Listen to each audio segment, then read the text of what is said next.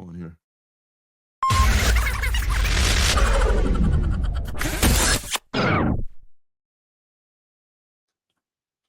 What's good, folks? I'll tell you, especially you, Phil.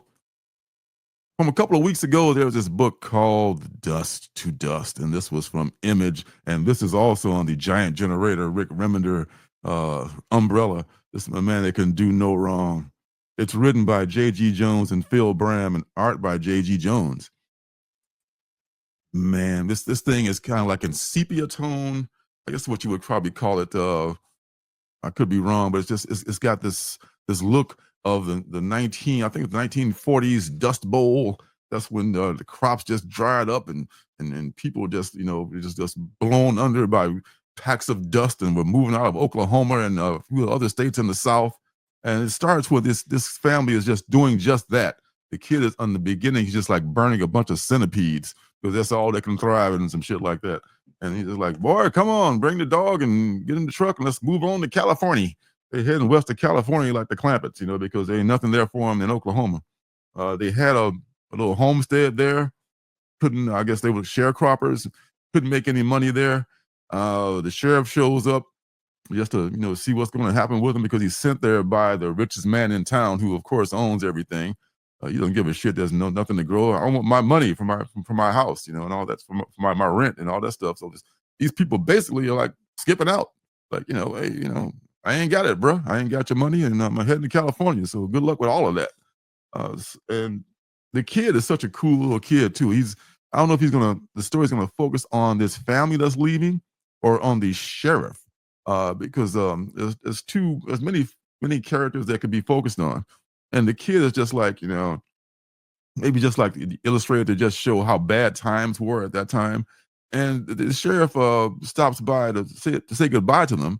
And the kid gives him this little bone that he found. It looks like he thought it was like I don't know, it was a rock.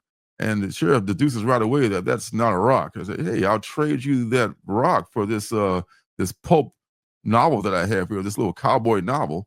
And his mama's just like this old, Southern Christian woman. No, he'll read the Bible on the way there. He won't be reading any that nonsense there. He's like, look, don't worry about your mama. Your mama, she's out of her mind. Here's a book, son. Give me that rock. So he took the rock, and the rock turns out to be a bone. It looks like there's bodies are being buried in the dust. So this could be turning into a murder mystery as well. So as these folks are heading out toward California, there's a big giant dust cloud coming their way, and I don't think that's even the worst of what's going to be happening soon, because there's maybe a serial killers once again in indie comics, but that's just it's it's a subject matter that's very rife with possibilities. That's why I guess they keep going to it. And between the rich old man and the jerks in town that treat the livery stable guy, who's this poor little, mentally incapacitated fella, but he's just this lovable guy. There's a lot of bad people that could be involved in this. In the meantime, there's this pretty lady from Chicago who's like a photographer, and she's there in town to document, what's going on in Oklahoma during the Dust Bowl. And it's such a well-written book. It's I was not familiar with. Maybe I've seen stuff they've done before, but I was not familiar with JG or the other writer that they're teaming up with. Really well done. Dust to Dust from Image under the Giant Generator brand. The Giant Generator, look out for that, man. That's like the Energon universe, a run for his money. You dig? I hope you do. I dig. I definitely do. Dig that cat. He's real gone. All right, another one is In Bloom. In Bloom, also a former penultimate book. In Bloom is done by Michael W. Conrad, who is the writer, and art is by John J. Pearson, with art assist by Lola Bonato. In Bloom is a futuristic kind of a story where blooming is a thing. The human body is comprised of many microbes and things that are not ours, for lack of a better explanation. And what happens when people bloom is those microbes in the human body just decide to just kind of like on the cover. It looks like it kind of looks like the cowardly lion a little bit, but those are like actually blooms coming out of this person's head. And blooming is considered even a cool thing in this world because in the first couple of pages, this guy's in the shower. And he look kind of gross, but like, hey, I'm blooming, honey. Check it out, I'm blooming. So it's like, I guess when you bloom, you also get this this incredible intellect and things. Your life is completely changed, even though you look like you're part plant. So we don't know quite what's happening with the bloom. At least not in the first series. So, but once again, here's a murder mystery blooming here. No pun intended. Oh, what the hell am I kidding? Yes, pun intended. Murder mystery is blooming here. And there's a detective who is a regular guy. I mean, a regular human being is not bloomed. Uh, and his partner has bloomed. So his partner is, he's still a human being, but he's got this incredible intellect and he helps solve cases and everything like that. And even though the detective that hasn't bloomed doesn't like bloomers, so to speak, he trusts his partner because him and his partner go back and they're good friends. And so he's a one of the good ones, I guess you would say. He's a good bloomer. And there's this thing called the uploader, which is like this like looks like a water tower or whatever, where they've talked people into like sending their old people to the uploader or to the recycler. It's the uploader, the upcycler is upcycle, not the uploader. My bad. To be upcycled, whatever that means. And it says that if you do that, then you help mankind. You help the future, and you just it's your time anyway. You might as well get upcycled and get your old ass out the way and make room for the young people, basically. So there's this family that's taking their grandma to the upcycler. So long, grandma. We missed you. Good luck in the future and all that. But get the hell out of here. Maybe there's like a fee that they pay the family for upcycling them too. They didn't go deeply into that. But there's something up with the upcycling that's not on the up and up that's revealed at the end, and it's kind of a horrific thing. Okay, so other than that, the murder mystery and the upcycling, between those two things, there's a lot of mysteries that are brewing that have not been, more or less covered in the book.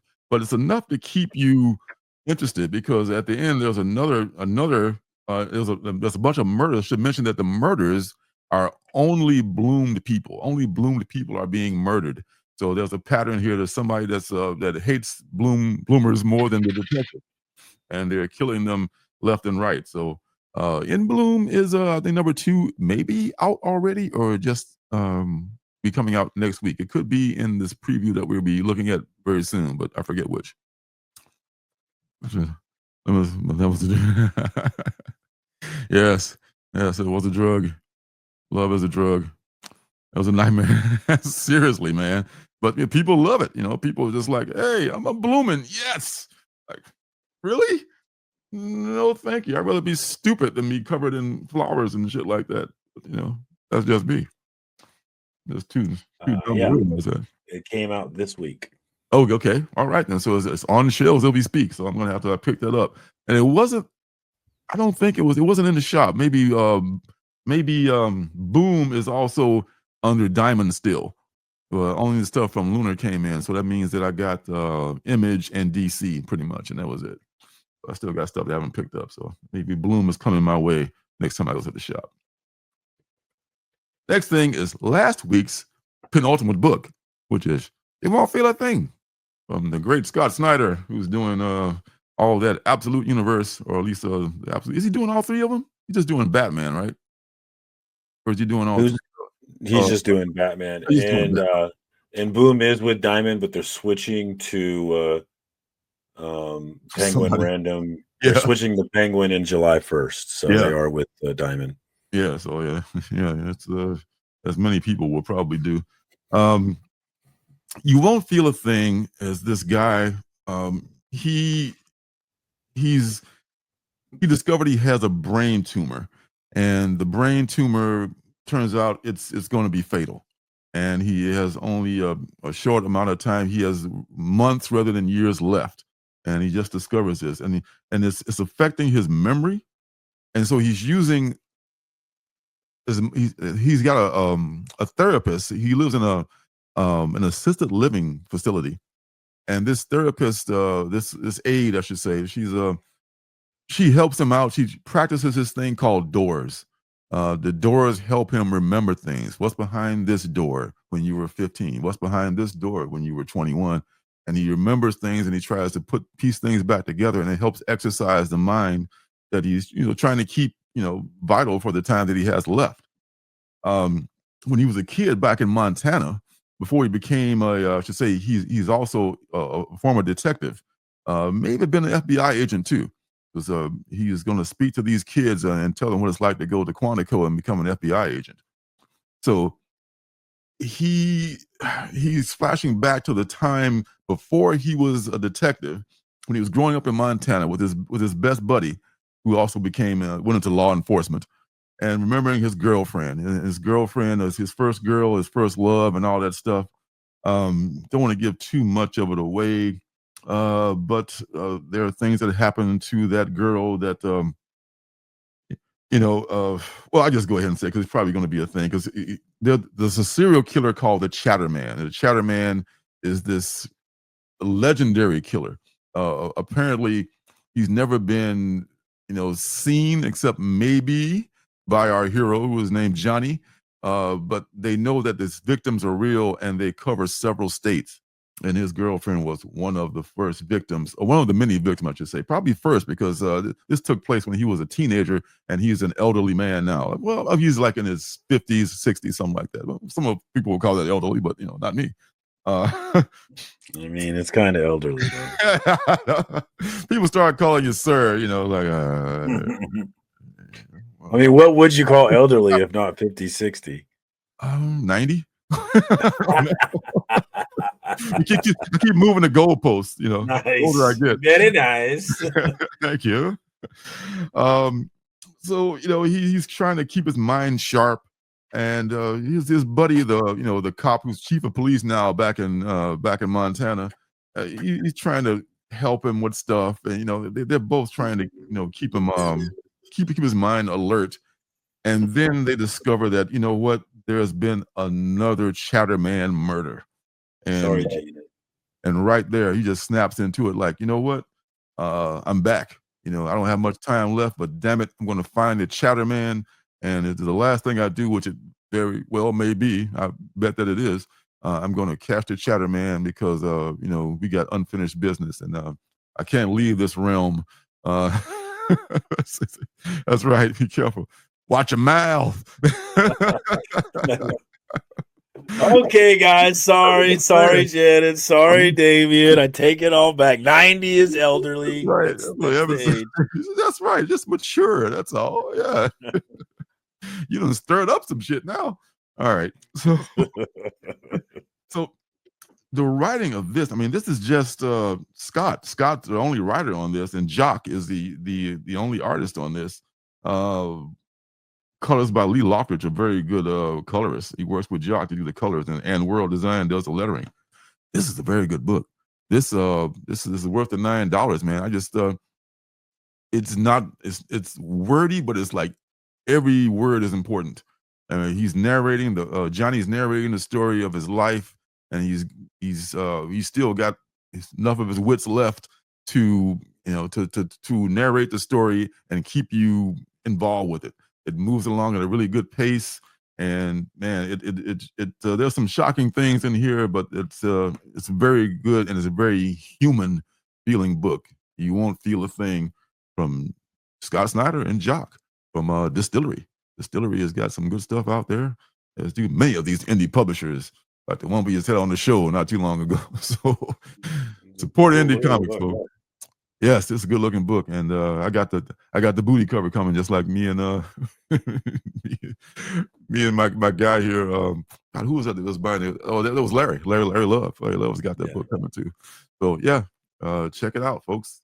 That is what's good for this week. Hey, don't forget to subscribe and leave a thumbs up.